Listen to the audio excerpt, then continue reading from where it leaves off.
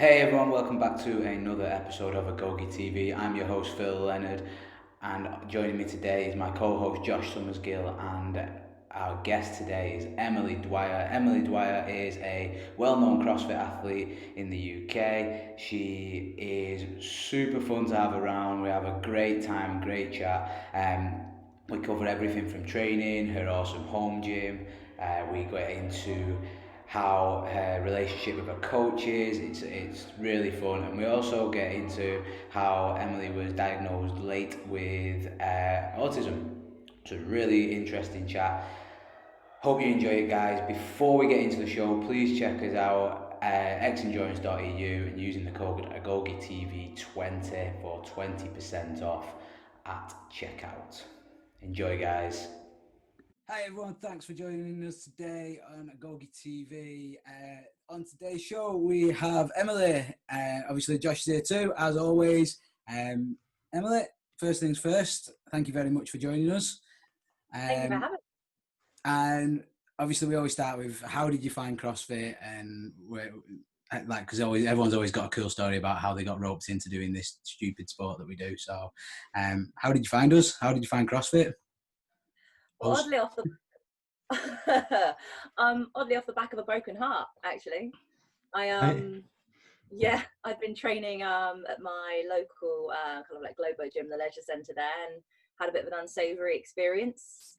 And couldn't ever go back after like this one day. And somebody had mentioned to me before that there's a gym in Fareham that did a thing called CrossFit, and I reckon you'd really like it. I think it's a bit up your street. So I just drove my car in there, didn't make an appointment, walked in through the door, spoke to a lovely guy behind the desk called Ollie, who was still in touch today.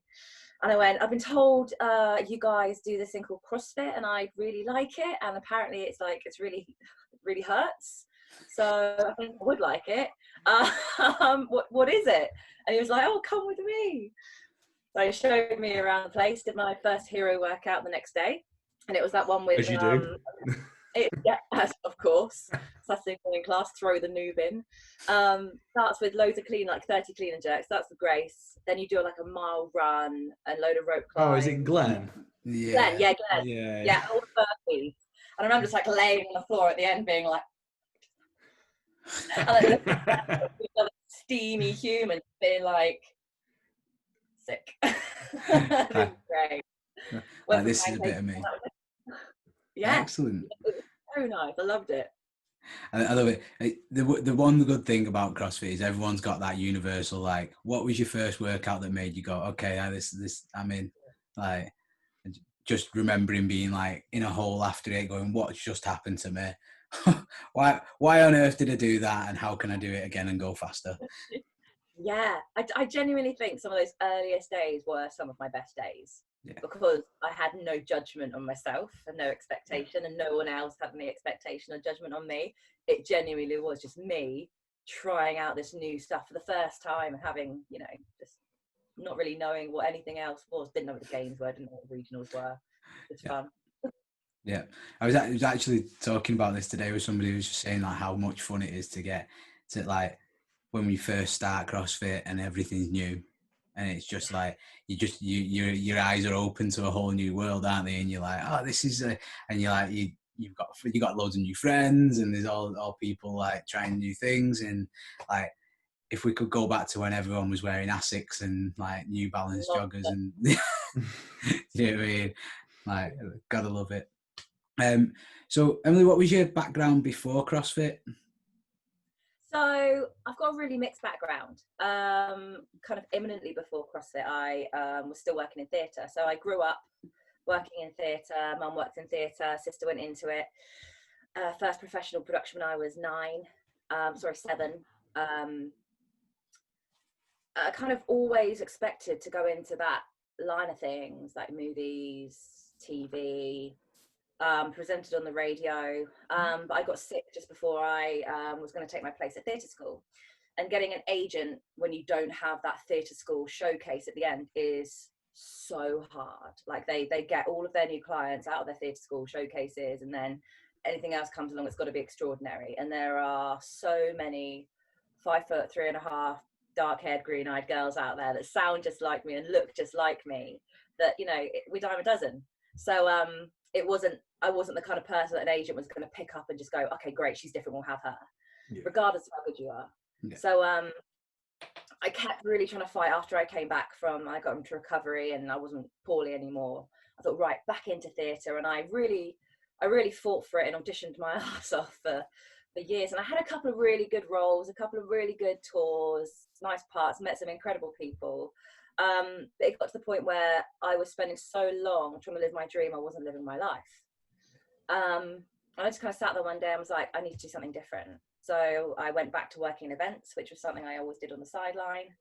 And then started training alongside that, because I'd always danced like every night of the week, every weekend, all weekend. So I had this underlying like endurance that I really didn't know that I had. So that was quite handy. And so instead of trying to live my dream in acting, I thought, oh, you know, after I discovered CrossFit, how about trying to make that as a professional and do exactly the same thing again? Well, I was going to say, like, having those sort of, I don't want to say disappointments, but like learning to be let down, it sort of sets everybody up for CrossFit, because at the end of the day, you're very rarely the best at everything in CrossFit. So you're very rarely the best at anything in CrossFit, going to be honest. Even the best isn't the best at everything. So exactly. It was the thing I found hard about acting is it's, you know, one person thinks you're shit and one person thinks you are the shit. So it's very subjective, whereas in CrossFit everything's very binary. So it's quite a good point, that as well. Yeah, you're either faster than someone or you're not, aren't you? Whereas, like you said, in acting, it's not the same, is it? It's not somebody. I completely agree. Yeah. Well, I like that though. It's good. It's like, and you started that from a really young age. Did you say you was 9? I was 7 when I did my first professional production. Wow. Yeah, but my very first on stage, I was 3. I was the little black rabbit in Alice in Wonderland, and I had the fluffiest tail. Honestly, the fluffiest tail on stage out of all the other little tails. So. Which is what's important. Yeah, fluffy tails. But no, like I just think that like learning to deal with that sort of people's different opinions of you at a really young age. Like my daughter's 10. And she just thinks everybody loves her, and I'm like, like, you don't be gobby. Do you know what I mean? Like, what exactly? But she's, as a child, isn't what you should think, really. Yeah, like I say, but it is interesting that you went through that from such a really young age. So obviously, dance is going to be huge towards getting you into CrossFit, because, you know, like I say, underlying endurance and like just the ability to learn how to do a movement surely serves you quite well. Did you find that like you picked like the gymnastics movements up and weightlifting up pretty quickly because of that? Yeah, I mean, I still have a really up and down relationship with the barbell. Sometimes we're good friends. Sometimes I could shove it up anybody's behind, to be fair. But gymnastics I really love. I get very frustrated with some of the high skill stuff at times.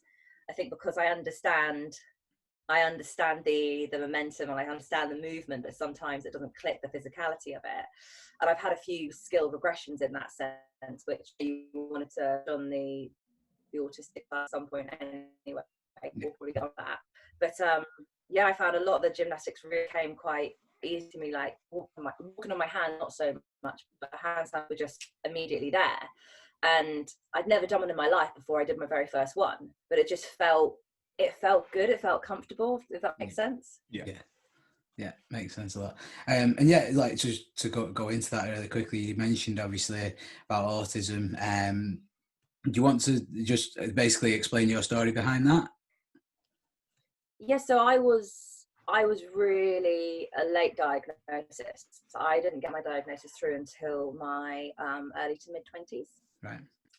So it came about after, you know, finally deciding to sit down with somebody and kind of talk about things that had happened in my earlier life. So I was institutionalized with an eating disorder when I was 17, 18 years old. And then I was in and out from there on. Issues started when I was much younger. But 1 in 3 girls with autism will have an eating disorder, because we do this thing called masking. So, I mean, everyone's got an element of autism. Everyone's a little bit on the spectrum, but it's very different when there's part of your brain that's wired differently. It's not a case of having a certain action or a habit, and everyone says everyone's a bit deep.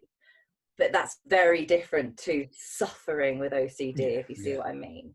And that's not to take away from other people's isms and stuff. I'm not trying to lessen what anyone else is taught. I'm not trying to do that. No, but like autistic behaviors and tendencies come out in ways that you wouldn't realize. And there were many things when I finally got diagnosed. It was my lovely sister who finally suggested I did it, and she was very brave to think you might be.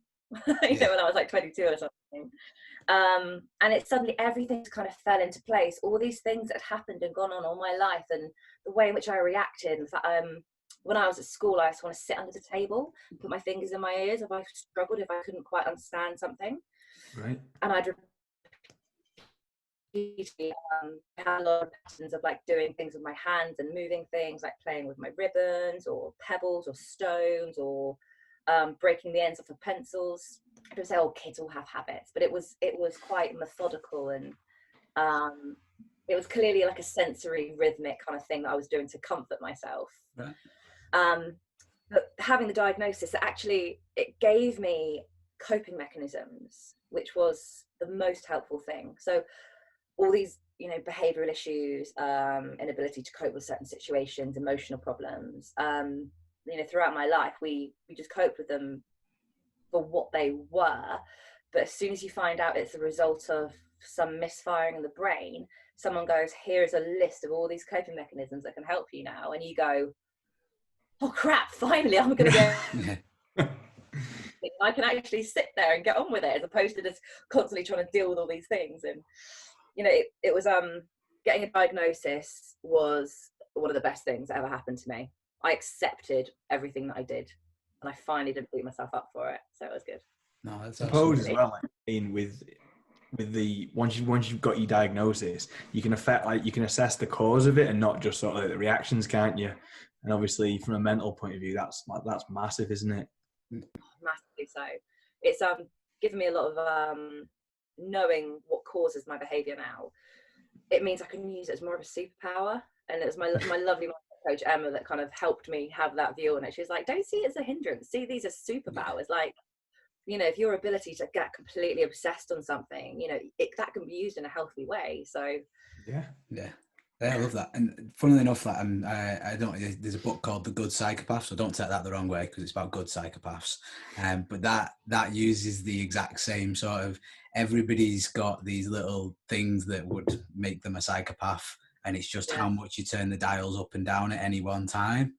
And it like basically uses the exact same sort of premise that yes, you might have certain tendencies that would lead you to be more of a psychopath. However, that doesn't necessarily mean you're bad and like burning ants and killing bunnies and stuff like that. Like, and no, and again, it's really interesting to use Andy McNabb as an example.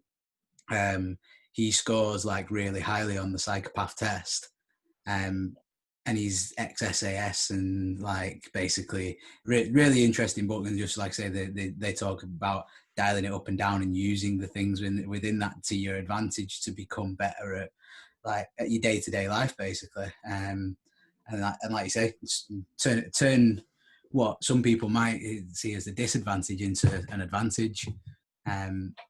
So yeah, it is really interesting, and I'd recommend that book to anyone as well if you want to pick it up and give it a. It's called The Good Psychopath. Good Psychopath. It's on the list. It's good. I say read. I listen to it. I don't read anything anymore, but it's good to listen to as well, purely because like they've both got proper Cockney accents. The people reading it, and I'm like, oh yeah, like I feel like they're telling me a really good story, even though they're explaining the science behind being a psychopath. So it's cool. So not that, and like just because we talk about CrossFit, how do you find that? Like, how do you use that to your advantage in like a CrossFit scenario, for example? I guess like for a while it wasn't so much of an advantage before I kind of began to understand certain elements of what was happening to me competing in CrossFit.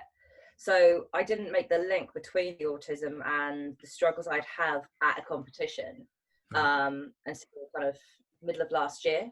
So I was really suffering. I know everyone suffers a little like with nerves and whatever, but to the point of where I'd just be constantly being sick, you know, like I couldn't keep anything in, and it was really bad anxiety, but it was because it was over sensory for me. Like when the noise is there, and you know when you go to a competition and the bass is just constant throughout. Like I love a good rave. Like I will happily part my hair, glitter down the middle, disco buns in, I'm out and I'm there until 7 a.m. I'm one of the last ones to leave, and I'll walk a million miles home because I've still got the energy to do it. And like that kind of atmosphere with that kind of bass and that kind of house music and the lights and everything doesn't faze me for some reason. But put me in a competition setting and suddenly that bass and everything else that's going on, and knowing I've got to suddenly push myself adrenaline wise, I am the sickness was really, really bad. I was over sensory. Now I try and take one of those elements away and I just live with my headphones on. But in terms of it helping me, I definitely feel like it gives me this almost desire to push myself so physically deep in a workout to the point of where it hurts so much that those other sensory elements disappear. I don't know if that makes sense. Yeah. And you know, it's not healthy to push yourself to that level all the time. Not all like, the time. Oh, she's blacked out again. So somebody pick her up. Yeah. But sometimes I get into like when I'm running or it's a bike session, not so much on a rower. I have to focus a bit more on a rower, but definitely just like on the assault bike, I get into this almost meditative state, like a really hyper, like intense, lactic meditative state. And when you can't really hear anything else, it's just like this kind of pulsing in your ears, but you're just dying. Your body is shutting down, Emily, and you're just dying. That's all that is. Is that what that is? That's what that is. So Josh despises anything cardio, so so he wouldn't understand how that feels. I got off the bike about an hour ago, and I still don't feel right now. Sorry, Emily. Go on. You were saying.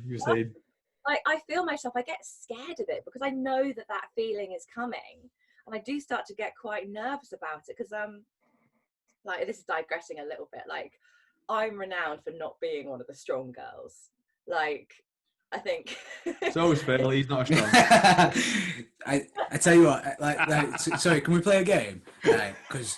I'm sick of having girls on that are stronger than me. So let's get some of your numbers right now and decide how strong you are. Because if you're stronger than me, I'm gonna say you're pretty fucking strong. So let's go quick. What's your back squat? Honestly, it's really tiny, 120. No, you're dead strong. It's fine. Anyway, for anybody that's listening or watching, moving quickly. Emily's not been put up to this. This is like totally off the cuff. Relative to the other girls, that's why you never see me doing lifts and stuff on Instagram. Because for me, like relative to the other girls, strength me too. But me too. But being able to put myself into like a real lactic hole and push myself to the point of where like you just feel like you're crying blood. That's a good analogy, isn't it? You feel like you're crying blood, right? Josh has never felt like that. Don't worry, I have. Yeah,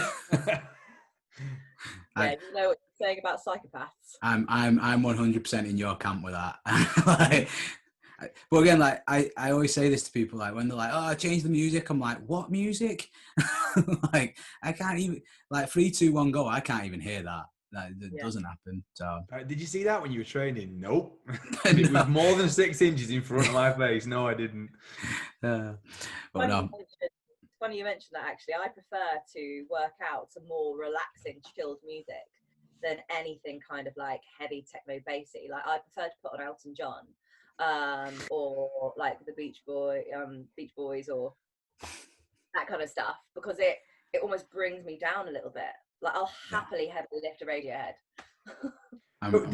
Did I see a video on your Instagram of you flossing at regionals before an event? Yeah. Was that to Elton John as well? I can't remember what it was, the track that was playing then. I just remember it being a really great track and just getting the wiggle on and being like, this is me coping, this is me getting ready.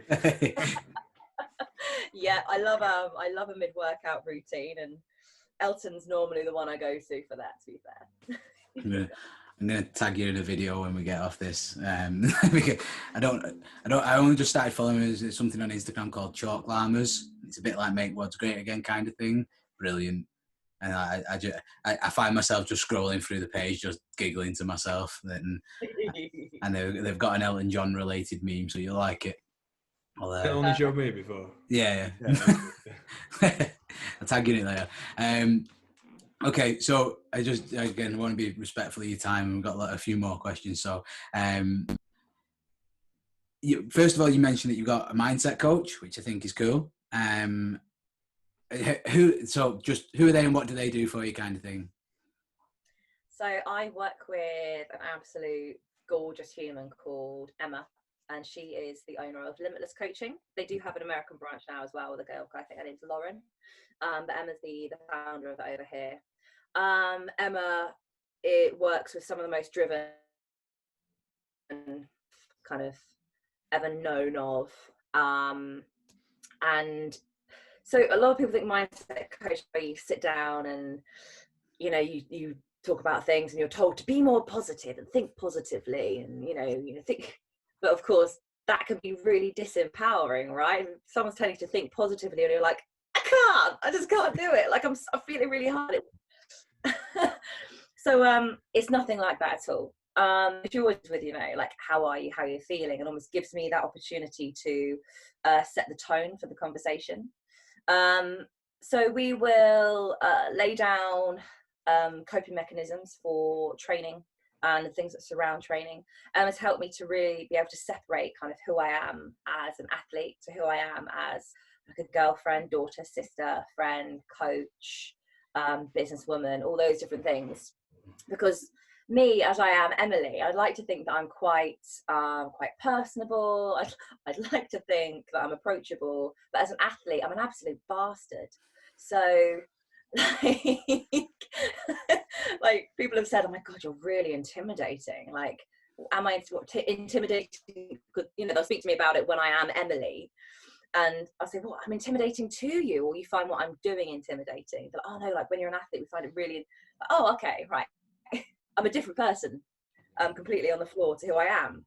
And it took me ages to come to terms with that. But Emma helps me to separate those energies out because they are different energies. She helps me to understand like the thought processes behind things and like the feedback loops you get in your head. So if you have some kind of self-talk and internal dialogue, your brain will then look for backup to you know, to further that. So you've got this voice coming at you in your head from one side, and then the other side of your brain goes, yeah, because do you remember that time when you did this? And your brain goes, oh, well, that's happening now, and what's the evidence? And she gives you tools to kind of stop that in its tracks, so you can really separate out the different voices, the patterns of thought. But she's given me skills that I don't just use as an athlete, like skills that I've been able to use in my relationships and in my work. And it's been the single like most awesome thing that's happened to me in terms of like developing as a human being as well. Oh, wow. I think really I think I accredit so much of my personal growth to the conversations I've had with Emma. She's just awesome. I think she's completely booked at the moment. Like her diary is not open for new clients. So here I am bigging her up and she's going to get all these phone calls and she's like, sorry. I mean, having a wait list as a business owner isn't a bad thing, is it? So you've got to be doing something right. Oh yeah, but I mean, she's constantly putting out free resources and information out there on her Instagram page, limitless_coaching, to people. So she's really generous with her knowledge. You know, she doesn't want me to be so reliant on her that I'm never going to leave her. It's like teaching your kids to be so reliant on you that you're never going to let them cross the road on their own. Like you've got to give them the tools to cope on their own. And that's what she does. She's phenomenal. Yeah, sounds brilliant. And like Chris Hinshaw said like a very similar thing. He's like sort of like, and you know of Chris Hinshaw. When he was on the podcast, he basically said like he gives everything away for free and sells like this much. Do you know what I mean? Because because that's how it works. He said you'll be like the theory is you'll be so much more respected for doing that than if you was to like basically charge for every little tiny thing that you. Well, it shows why you're doing it, doesn't it? It shows the intent behind it, that you're doing this to actually help people, not just to make money. Do you know what I mean? So yeah, it's important, that definitely. Yeah, 100%.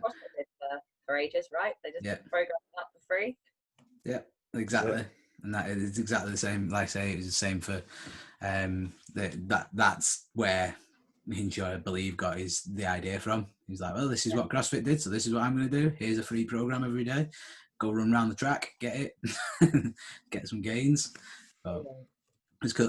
So do you, speaking of coaches, do you have a coach as well for CrossFit, or is it just you, or who does it? No, I do have a coach. I've got an awesome coach called Andy Edwards, and he is based out of Dragon Athletic in Wales. Who told us to talk to Andy Edwards recently?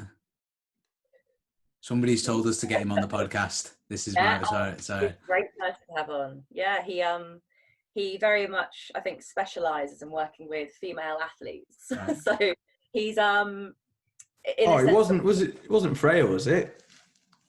No. Or was it Taylor Howe? I can't remember. No, because she was with CrossFit. No, I can't remember. Somebody told us to get him on anyway. Sorry, we're just getting distracted now.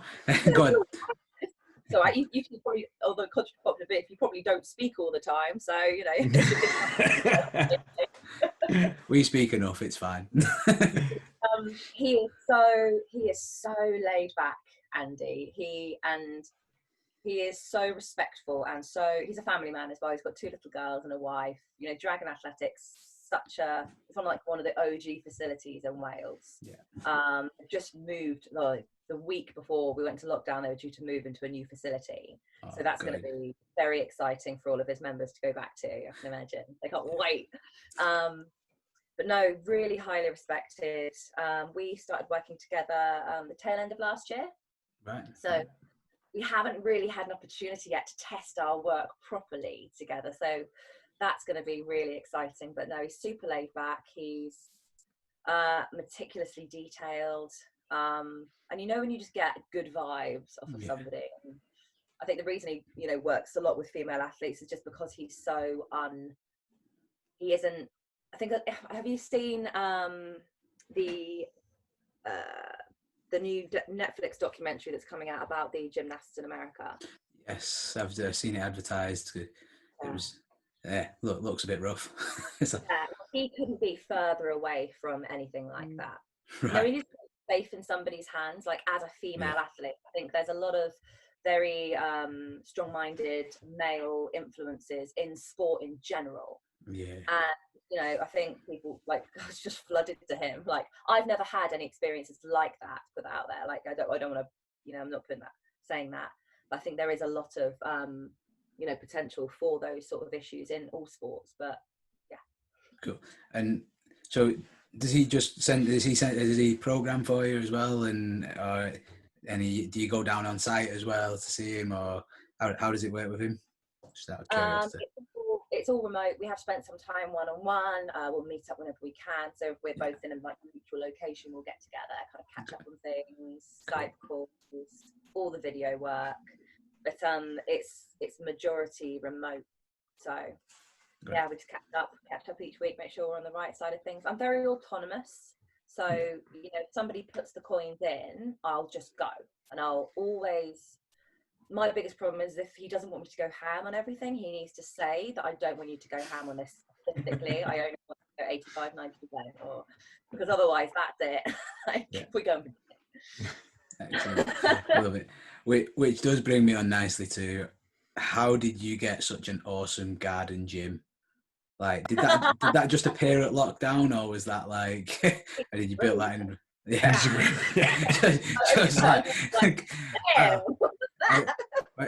where do I quickly, Emily, before we go into it, whereabouts are you based? Because I'm sure I spotted a palm tree in that, and I was saying to Phil, I was like, I don't know where she lived. There's a fucking palm tree in her back garden. So I live with my boyfriend in the annex of his house in Essex. And it's a really nice little remote village on the outside of like the Colchester area. Right. Okay. And it's very rural where we are. We're really lucky.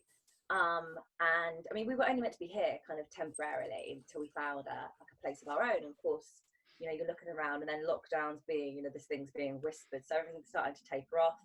So we thought we're just going to hold tight, and then of course everything shuts down. And I just kind of, I said to my partner, like, what am I going to do? Like, I'm not one of the female athletes in the UK that has their own facility, or the opportunity, or like is on an army base where there's a gym, that kind of thing. I think a lot of the other girls do have their own facilities because their partners do, perhaps, but that's not me. So, you know, I kind of got the clearance from the boyfriend and the parents that I could have something here, which is so generous of them to give me the space to ruin the aesthetic of their beautiful garden. I reached out to lovely Moduflex Custom Rigs, Rich and Tracy over there, because I've worked with them before, and I just said, like, what do you suggest? Do I need to concrete? Do I need to do this? Do I need to do that? Just in the hope of, because I didn't know what to do. And they went, we'll help you. We're going to they gave me a rig, basically. Wow. So this is part out my window there. It's part of the Fitness Racing Federation rig that they had last year. I'm a big fan of the FRF. I love what they do. I think they're doing such good work. So shout out to FRF. Yeah. And a lot of the kit came from Moduflex as well. And it's because it's so rural here, we've got like a really nice balanced ecosystem. Like, there's loads of different plants. His parents are avid gardeners, grow all their own fruit and veg. It's I have to say, it's like being in heaven a lot of the time. Like, there's chickens and geese and turkeys and ducks, a couple of guinea fowl, 2 donkeys, 2 sheep, 2 dogs, dragonflies, bees. I'm really lucky. None of it is mine. I'm the squatter. Basically, you chose a good place there. Yeah, I was going to say that. I'd move in. It sounds brilliant. I'm very, very blessed. I realised that it's made my lockdown experience probably far more bearable than a lot of other people's who have been, you know, really restricted with what they've done. So I can't begin to imagine how they've coped, and hats off to them. I've had it easy, really. That's cool. And for anybody who is wondering what we're on about with regards to the outside gym, check out the Instagram, because it is pretty sick, and it does make me super jealous. And if Moduflex are listening, I don't know how to put a rig in my garden either. I'm joking. Well, no, I don't know how to put a rig. Josh does those jobs. Josh does the blue jobs. Okay, so I'm gonna start to wrap it up. We've got a few like fun questions to finish with, and just like I say, easy ones. Like example being, have you got a book or a movie recommendation for everybody? Okay, so book would have to be Lost Connections by Joanne Hari. Best book I've ever read. Changed my life. It's changed my sister's life, my mum's, my best friend. And Elton John's life, obviously, as well, because he's, you know, it's a fantastic book that basically identifies why people don't feel connected in this day and age and may suffer with depression. I think even if somebody has never experienced it, would do well to read it, to try and make sure that they don't ever experience it, and that they can support other people around them. Just have a greater understanding of oneself and what we need as human beings. Nice. Is it the guy that wrote Sapiens? I think maybe. I've just had a look on my shelf and I recognise the name. Yeah, Yuval Noah Harari. His name is. No, I think it's a different guy. I'm looking at my bookshelf now. I'm like, what? It's fun. Okay, cool. I've not seen that one, but yeah, it's on the list. Yeah, definitely. Really good. My film would be probably Rocket Man, actually. Right. It's a good film. I did like that film. Never seen it. No, it's. I'm not sure. I'm not a psychopath like you two. So Hey, I did take the test and I did score pretty high, which was quite really? concerning. Did you really? Which was only a little bit concerning. I wasn't like officially a psychopath, but there was some worrying details. But anyway, I digress. So, okay, next question. If you could try your hand at any profession other than being a professional CrossFitter, what would it be?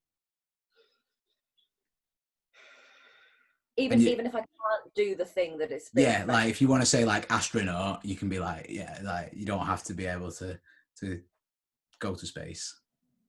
I'd love to be something like a marine biologist. Okay, I like it. Like something that could take me to a completely different world. Like something definitely working on a really in-depth, intimate level with animals. I'd love that. Yeah, really love that. Awesome, cool. Amazing, I like it. And obviously because you're a regular gym goer, I always like to ask what's your biggest, like we call it dick gym move. So example being like somebody chalking the hands to do press ups. That's my like proper barbell dropping, empty barbell dropping. When it's so near the floor, like centimeters of the floor, weightlifters do this all the time. Like you go to put it down on the floor, instead of just placing it on the floor like completely, you kind of drop it from here, and it's just like, why? It's just like if you accidentally drop it, like you go, oh sorry, but when it's so close to the floor, just put it on the floor. You've made the effort to get it that close to the ground. Why ruin it? I do it deliberately, and look at me like, huh? You like that, bitch? I always love it when it's the new guy in class and they do it and everyone's like you see everybody's head turn like, what are you doing? Like, coach is gonna kill you. But you get some people who go, right, sorry, like, and they sort of realise that they've done bad, and then you always get like every now and then you get one person who's just like, nah, I'm still gonna drop it. And they continue to do it until me as coach has to go over and go, look, I'm gonna cut your head off if you do that again. I'm joking, I'm not that much of a psychopath. Well, I remember years ago when I first started at CrossFit Warrington, I seen everyone dropping the bars and I was like, sick. So I was just in on my own one day, empty barbell, sort of like finished doing a shoulder to overhead, and I was like, I can just drop this. And I dropped it. Obviously didn't know any different, and the owner come running out. He was like, Josh, don't drop the bar with no plates on. I was like, I'm sorry. I obviously didn't even know, but when it hit the ground, roll off into the corners, never to be seen. I was like, bearings just shooting out of the barbell. Didn't sound like that when the other person dropped it. Learn the hard way, don't you? Yeah, for sure.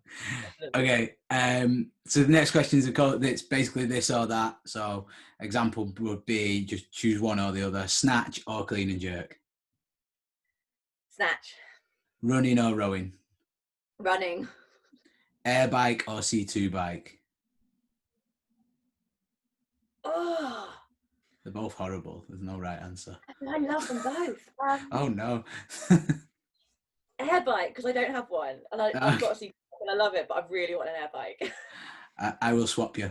Like, I get rid of my the air bike, and you can have a C. We'll go on the C2 bike for a bit. Front squat or back squat? Front squat. Pizza or ice cream? Ice cream, purely because I can't have pizza. But dairy-free ice cream. Dairy-free ice cream, nice.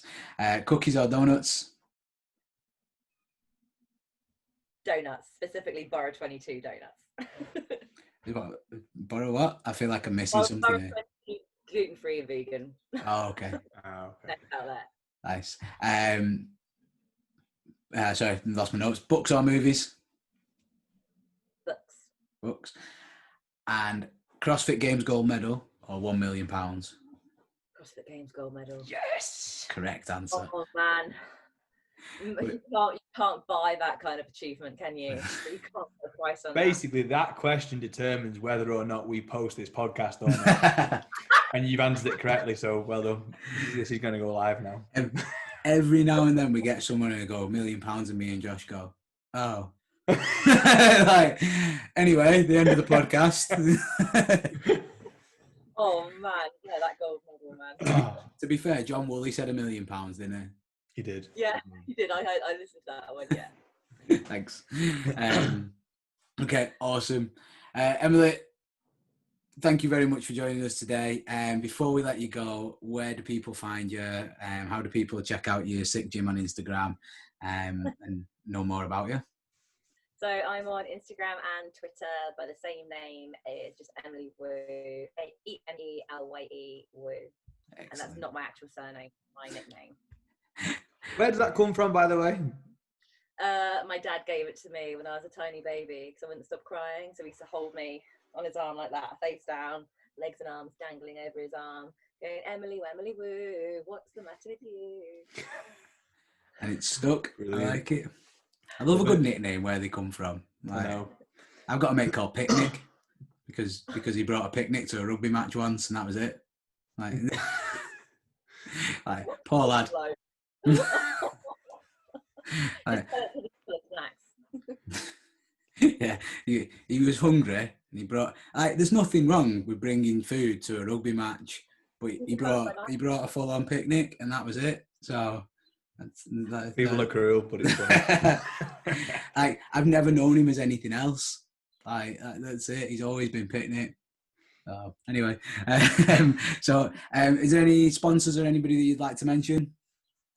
I just want to say thank you to the sponsor who've looked after me so well, not just during lockdown, but always. And that's always Complex, always Virus, My Protein, Awesome, Limitless, Ewards, Mitch's Kitchen, Rock Tape. I don't think I've missed any. You're literally sponsored for everything in life, aren't you? Watch this space. It's gonna get worse. I was gonna say, do you need anything else while you're on the podcast? We'll see if we can. I'm in chats with 3 different companies at the moment. Like, is there anything good coming? Any spoilers?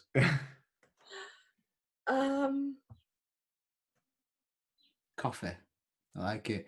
I'd be sponsored by it. We need a coffee sponsor. We do. I don't care about anything else. Get me a coffee sponsor. Cool. I'll work on it. So again, Emily, thank you very much for joining us. Obviously, thank you everybody for listening today. Please check out our sponsor, X Endurance, xendurance.eu, and it's X Endurance. Sorry, no, it's not. It's AgogeTV 20. That's the code for 20% off at checkout. Words and that. Like I say, guys, check them out, xendurance.eu. And as always, we recommend the Fuel 5 product because we use that all the time to get through training and, survive. If you enjoyed today's podcast, please like, share, and subscribe. Subscribe on YouTube. Definitely subscribe on YouTube. You've got so many views and not enough subscribers. Click the goddamn subscribe button. Here, it takes 2 seconds. Click it. Well, I'm going to cut that out and put that at the start of the podcast. We should get, you know what we should do? Let's get every guest, right, to say, click the fucking subscribe button. We'll make a sick montage and then we'll just run it. We'll just have it at the top of the YouTube channel, just constantly on go. Yeah. Awesome. Again, if you're on iTunes, leave us a review, 5-star review if you really liked it. If not, don't leave a review. No, I'm only joking. And again, guys, thank you very much for listening. Emily, thanks very much. And peace.